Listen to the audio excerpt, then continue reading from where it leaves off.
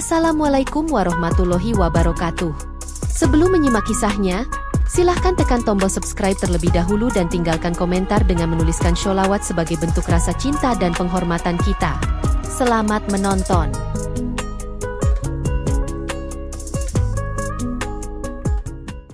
Di sebuah pagi yang cerah, Rina bangun dengan penuh semangat.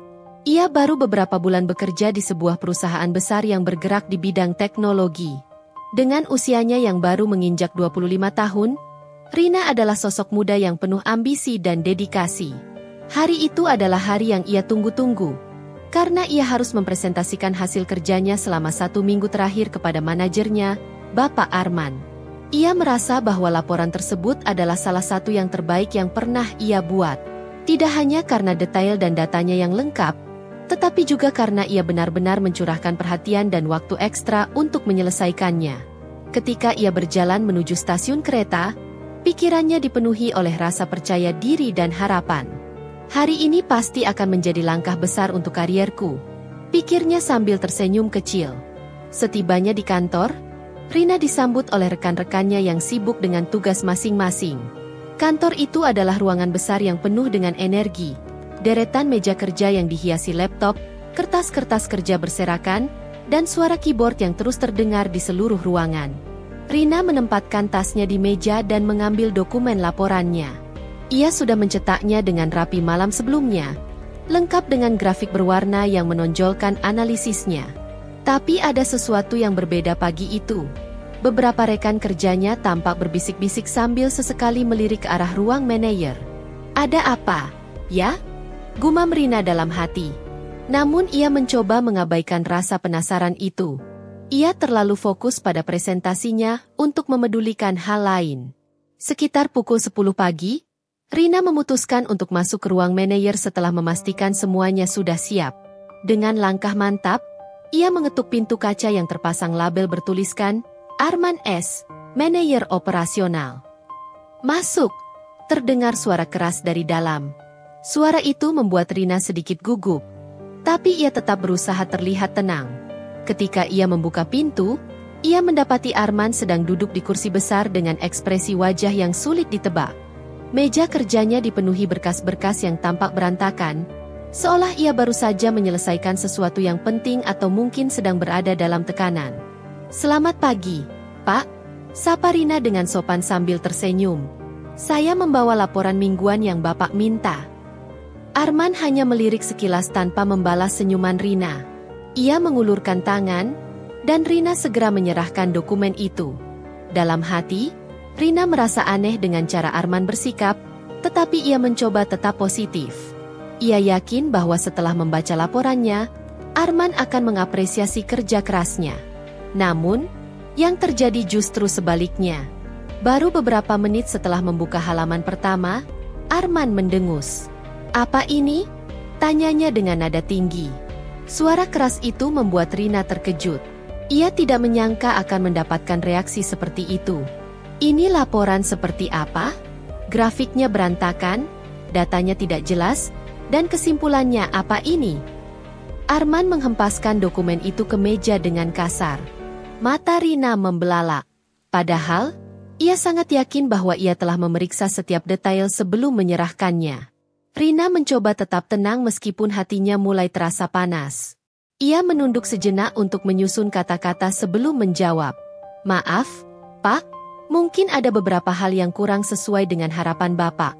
Tapi saya yakin, jika Bapak beri masukan, saya bisa memperbaikinya," katanya dengan nada rendah hati. Namun, bukannya memberi masukan, Arman justru mempermalukan Rina dengan kata-kata yang tajam. "Masukan? Kamu pikir saya punya waktu untuk mengajarkan hal dasar seperti ini? Kalau semua karyawan bekerja seperti kamu, perusahaan ini pasti sudah gulung tikar," bentaknya sambil menunjuk ke arah Rina. Suara keras itu bergema di ruangan, cukup keras hingga beberapa rekan kerja yang duduk di luar mulai menoleh ke arah mereka. Rina menahan napas, mencoba menahan air mata yang mulai menggenang di pelupuknya. Tapi penghinaan itu tidak berhenti di situ. Arman berdiri dari kursinya dan berjalan mendekati Rina, menatapnya dengan penuh amarah. "Kamu harus belajar untuk tahu diri, Rina. Kalau kamu tidak bisa memenuhi standar saya, lebih baik kamu pikir ulang apakah kamu layak berada di sini, katanya dengan nada penuh cemooh. Setelah kejadian memalukan di ruang manajer pagi itu, Rina kembali ke mejanya dengan langkah lunglai. Ia mencoba menyembunyikan wajahnya yang memerah, baik karena malu maupun karena amarah yang dipendam. Rekan-rekannya, yang jelas mendengar nada tinggi suara Arman dari luar ruangannya, hanya bisa menatap Rina dengan kasihan. Beberapa dari mereka berusaha bersikap seperti biasa, tetapi bisik-bisik kecil mulai terdengar di seluruh ruangan. Kasihan Rina, baru masuk beberapa bulan sudah dimarahi habis-habisan, ujar salah satu rekan kerjanya pelan. Tapi Arman memang seperti itu, kan? Selalu mencari-cari kesalahan orang baru, balas yang lain. Meski tidak berniat menyakiti, kata-kata mereka justru menusuk hati Rina lebih dalam. Rina merasa tidak ada yang benar-benar membelanya, dan itu semakin membuatnya merasa sendirian. Tidak sampai di situ, Arman tampaknya belum puas mempermalukan Rina. Sepanjang hari itu, ia terus mengkritik hasil kerja Rina tanpa memberikan arahan yang jelas. Rina, kenapa file ini tidak sesuai dengan template yang saya inginkan? Harusnya kamu sudah tahu standar kita, kata Arman sambil melempar berkas di meja Rina. Rina dengan sabar menjawab, maaf, Pak, saya tidak diberitahu bahwa template ini yang digunakan. Apakah saya bisa memperbaikinya sekarang? Tapi Arman hanya melambaikan tangan dengan malas, seolah-olah tidak ada gunanya berbicara lebih lanjut. Tidak usah. Lain kali, gunakan inisiatifmu. Jangan hanya menunggu instruksi, ujarnya sebelum pergi. Padahal, Rina tahu betul bahwa ia selalu mengerjakan tugas sesuai arahan yang diberikan. Namun Arman tetap saja menemukan celah untuk mengkritiknya. Hari-hari berikutnya tidak lebih baik.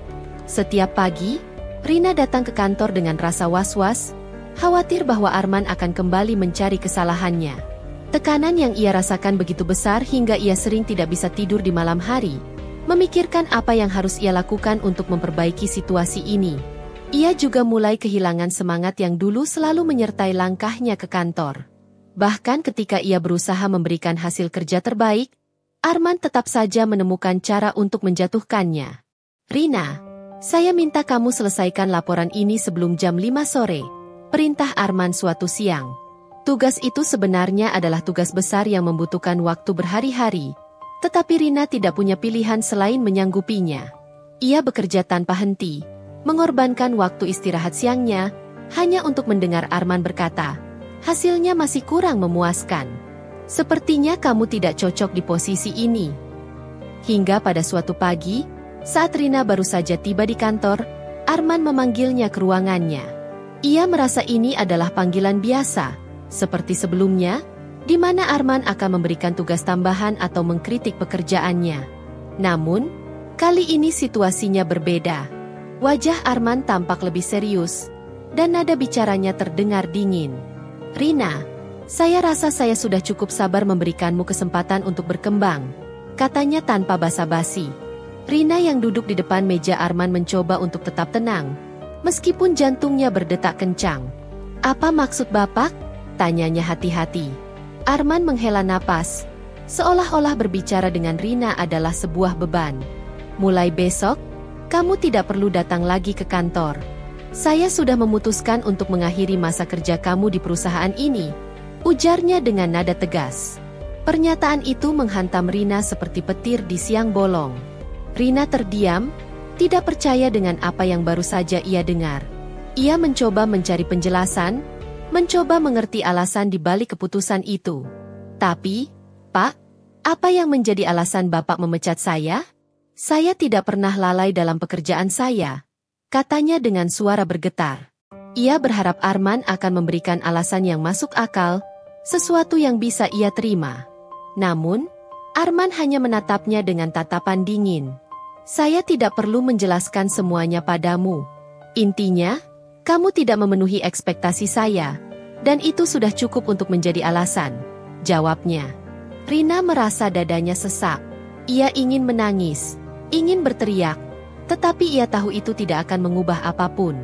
Dengan hati yang hancur, ia hanya bisa mengangguk pelan dan keluar dari ruangan itu. Saat ia kembali ke mejanya untuk mengemasi barang-barangnya, mata semua rekan kerja tertuju padanya. Beberapa dari mereka tampak ingin mendekatinya, tetapi tidak ada satupun yang cukup berani untuk melawan keputusan Arman. Rina pergi meninggalkan kantor dengan perasaan kalah, membawa semua luka emosional yang baru saja ia terima. Hari itu adalah momen yang sangat penting bagi perusahaan. Semua karyawan sedang bersiap menyambut kedatangan Pak Darmawan, pemilik sekaligus pendiri perusahaan yang jarang terlihat di kantor. Meski tak sering turun langsung, kehadiran Pak Darmawan selalu menjadi hal yang besar, karena ia terkenal sebagai sosok yang sangat teliti dalam mengevaluasi operasional perusahaan. Seluruh ruangan dihiasi dengan spanduk kecil bertuliskan, "Selamat datang, Pak Darmawan." Dan para karyawan sibuk memastikan semua terlihat sempurna. Tapi di tengah hiruk-pikuk itu, Rina berjalan keluar dengan membawa barang-barangnya. Matanya terlihat sembab, dan langkahnya berat. Tidak ada yang tahu bahwa pertemuan terakhirnya dengan Arman pagi itu telah menghancurkan seluruh harapannya. Namun, sebelum sempat benar-benar meninggalkan kantor, Rina dihentikan oleh seorang petugas resepsionis yang memberitahukan bahwa Pak Darmawan sudah tiba dan menginginkan semua karyawan hadir di aula besar untuk pertemuan. Di aula besar, suasana penuh dengan kegugupan yang bercampur antusiasme. Para karyawan mengenakan pakaian terbaik mereka, berdiri dalam barisan rapi sambil berbisik-bisik pelan. Di atas panggung, Arman tampak mempersiapkan diri untuk menyambut kedatangan Pak Darmawan. Ia berdiri dengan percaya diri, mengenakan jas terbaiknya, seolah-olah ingin menunjukkan bahwa ia adalah karyawan teladan yang layak mendapatkan pengakuan dari pemilik perusahaan. Dalam pikirannya, Arman merasa telah melakukan segalanya dengan benar. Ia merasa bahwa mengambil keputusan untuk memecat Rina adalah bukti ketegasannya sebagai seorang pemimpin. Ini kesempatan untuk menunjukkan bahwa saya layak dipromosikan, pikirnya dengan penuh ambisi. Ketika Pak Darmawan akhirnya tiba di aula, seluruh ruangan langsung menjadi sunyi. Pria paruh baya dengan rambut sebagian memutih itu memiliki aura yang kuat dan penuh wibawa. Ia tersenyum ramah kepada para karyawan, tetapi mata tajamnya menyapu seluruh ruangan, seolah-olah mampu melihat segala hal yang tersembunyi. "Selamat pagi, semuanya. Terima kasih atas sambutan hangat ini," ujar Pak Darmawan dengan suara yang tenang namun tegas. "Saya datang hari ini untuk mendengar langsung dari Anda semua tentang bagaimana perusahaan kita berjalan. Saya juga ingin memastikan bahwa nilai-nilai perusahaan ini tetap terjaga, yaitu keadilan, kerja keras, dan rasa saling menghormati." Kata-katanya membuat semua orang merasa kagum, tetapi juga sedikit gugup. Termasuk Arman, yang meskipun mencoba terlihat tenang, mulai merasa ada sedikit tekanan dari pernyataan itu. Setelah memberikan beberapa kalimat pembukaan, Pak Darmawan meminta beberapa karyawan untuk maju dan menceritakan pengalaman kerja mereka. Beberapa orang dengan hati-hati mengangkat tangan, memberikan cerita positif tentang betapa baiknya lingkungan kerja di perusahaan itu. Arman tersenyum puas, berpikir bahwa semua pujian itu secara tidak langsung juga mencerminkan keberhasilannya sebagai seorang manajer. Ketika tiba gilirannya, Arman maju dengan percaya diri. "Selamat datang, Pak Darmawan. Saya Arman, manajer operasional di divisi ini," ujarnya dengan nada penuh percaya diri. Ia melanjutkan dengan menceritakan bagaimana ia menjalankan timnya, mengelola proyek, dan membuat keputusan sulit, termasuk, dengan nada sombong, menyebutkan bahwa ia baru saja membersihkan tim dari karyawan yang dianggap tidak kompeten. "Saya percaya, tindakan ini adalah demi kebaikan perusahaan," katanya sambil tersenyum puas. Pak Darmawan mendengarkan dengan penuh perhatian, tetapi matanya menyipit ketika mendengar kata-kata terakhir Arman. "Membersihkan tim?" tanyanya. Suaranya tetap tenang tetapi ada nada tajam yang sulit diabaikan. "Bisa Anda jelaskan lebih detail? Apa maksud Anda dengan membersihkan?" Arman tampak agak terkejut dengan pertanyaan itu, tetapi ia segera menguasai dirinya. "Ya, Pak. Salah satu karyawan kami, Rina, tidak mampu memenuhi standar kerja yang saya tetapkan. Saya merasa bahwa mempertahankannya hanya akan membebani tim, jadi saya memutuskan untuk memberhentikannya," jawab Arman sambil menahan nada bangga di suaranya. Pernyataan itu membuat suasana ruangan sedikit berubah. Beberapa karyawan yang tahu apa yang sebenarnya terjadi menatap Rina yang berdiri di belakang, wajahnya masih tertunduk.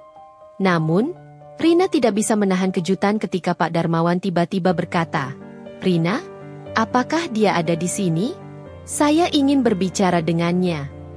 Ruangan yang sebelumnya dipenuhi bisik-bisik kini berubah menjadi sunyi senyap setelah Pak Darmawan menyebut nama Rina. Semua mata tertuju padanya, termasuk Arman, yang tampak terkejut dan bingung. Rina, yang berdiri di barisan belakang dengan wajah memerah, merasa seluruh tubuhnya lemas. Ia tidak tahu mengapa Pak Darmawan ingin berbicara dengannya. Dengan langkah ragu, ia maju ke depan, mencoba menenangkan diri meski tangannya sedikit gemetar. "Rina, nak, kamu ini anak yang hebat. Saya ingin mendengar langsung darimu tentang apa yang sebenarnya terjadi," ujar Pak Darmawan dengan nada lembut namun penuh perhatian. Kata-kata itu, yang terasa begitu tulus, membuat air mata Rina nyaris tumpah. Namun, ia menahannya, berusaha menunjukkan keberanian di depan semua orang. Rina menarik napas panjang sebelum mulai berbicara. Dengan suara bergetar, ia menceritakan semua yang telah ia alami selama bekerja di bawah manajemen Arman. Mulai dari bagaimana ia selalu bekerja keras, menghabiskan waktu lembur untuk memastikan pekerjaannya sempurna, hingga bagaimana ia sering menjadi sasaran kritik pedas tanpa alasan jelas. Ia juga menceritakan kejadian pagi itu, saat Arman memecatnya tanpa memberikan penjelasan yang masuk akal. Setiap kata yang keluar dari mulut Rina seperti membuka luka yang selama ini ia coba sembunyikan. Rekan-rekan kerjanya menunduk, merasa bersalah karena tidak pernah membela Rina, sementara wajah Arman mulai pucat, menyadari bahwa situasinya mulai berbalik. Setelah mendengar penjelasan Rina, suasana di aula menjadi semakin tegang. Pak Darmawan, yang awalnya tersenyum ramah, kini menatap Arman dengan pandangan yang sulit diartikan. "Arman," katanya perlahan, tetapi dengan nada yang jelas menunjukkan ketidakpuasan. "Apa yang telah kamu lakukan tidak mencerminkan nilai-nilai perusahaan ini. Kami tidak pernah mengajarkan pemimpin untuk menjatuhkan karyawan, apalagi mempermalukan mereka di depan rekan-rekannya. Apa kamu lupa bahwa keberhasilan timmu bergantung pada rasa saling menghormati dan keadilan?" Suara Pak Darmawan yang tenang namun tajam itu membuat Arman tidak bisa berkata apa-apa. Ia hanya menunduk, berharap situasi ini bisa segera berlalu. "Rina, saya meminta maaf atas perlakuan yang tidak adil ini," lanjut Pak Darmawan, kali ini suaranya lebih lembut. Ia memandang Rina dengan penuh rasa hormat, membuat semua orang di ruangan menyadari betapa seriusnya situasi ini. "Saya yakin kamu adalah karyawan yang berbakat dan memiliki potensi besar. Saya tidak akan membiarkan insiden seperti ini membuatmu kehilangan semangat. Mulai hari ini, kamu kembali bekerja di perusahaan ini, tetapi bukan di bawah manajemen Arman. Kamu akan langsung berada di bawah bimbingan saya," ujarnya dengan tegas. Pernyataan itu disambut dengan tepuk tangan dari beberapa karyawan yang merasa keadilan telah ditegakkan. Arman, yang merasa posisinya semakin terpojok, mencoba membela diri. "Pak, saya hanya mencoba melakukan yang terbaik untuk tim. Saya tidak berniat." Namun, sebelum ia bisa menyelesaikan kalimatnya, Pak Darmawan memotong dengan nada dingin. "Yang terbaik untuk tim? Apakah mempermalukan karyawan di depan umum dan memecatnya tanpa alasan jelas adalah yang terbaik? Sebagai seorang pemimpin, tanggung jawabmu adalah membimbing dan mengembangkan bawahanmu, bukan menghancurkan semangat mereka." Suara Pak Darmawan meninggi sedikit, cukup untuk membuat Arman merasa malu di depan semua orang. "Saya akan mengadakan evaluasi menyeluruh terhadap manajemenmu, Arman. Sampai saat itu selesai, saya minta kamu mundur sementara dari tugas-tugas operasional," tegasnya. Arman hanya bisa mengangguk lemah, menyadari bahwa karirnya di perusahaan ini mungkin tidak akan pernah sama lagi.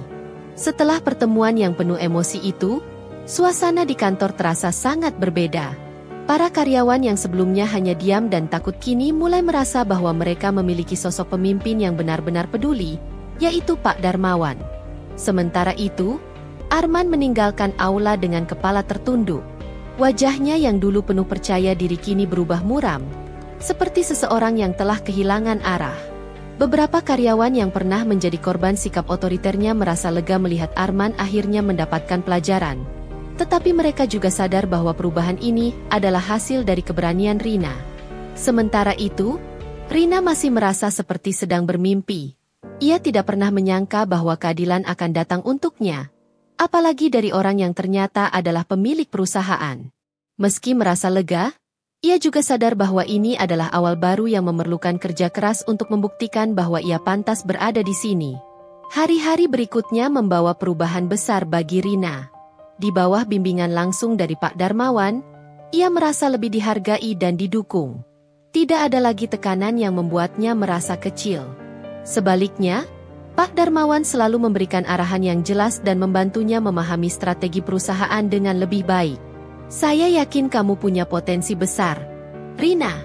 Saya ingin kamu belajar, berkembang, dan menjadi salah satu pemimpin di perusahaan ini, ujar Pak Darmawan pada suatu kesempatan. Kata-kata itu menjadi motivasi besar bagi Rina. Ia bekerja dengan penuh semangat, membuktikan bahwa ia mampu memberikan kontribusi nyata.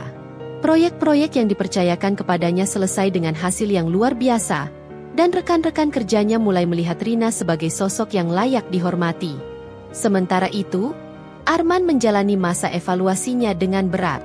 Ia tidak diizinkan memimpin tim, dan seluruh tindakannya diperiksa dengan teliti oleh Departemen Sumber Daya Manusia yang ditunjuk langsung oleh Pak Darmawan. Banyak hal yang akhirnya terungkap, termasuk bagaimana Arman sering memanfaatkan posisinya untuk menekan karyawan demi ambisi pribadinya.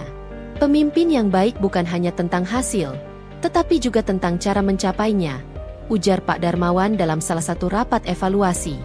Meskipun Arman mencoba memberikan pembelaan, bukti-bukti dan kesaksian dari karyawan membuatnya tidak berkutik. Pada akhirnya, Pak Darmawan memberikan keputusan tegas. Arman dipindahkan ke divisi lain dengan posisi yang lebih rendah, tanpa wewenang untuk memimpin tim lagi. Kabar tentang penurunan posisi Arman segera menyebar ke seluruh kantor. Banyak yang merasa bahwa itu adalah keputusan yang adil, tetapi Rina tidak terlalu memikirkannya.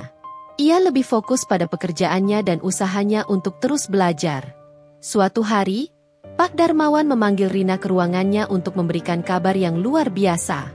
Rina, saya ingin kamu memimpin proyek baru ini.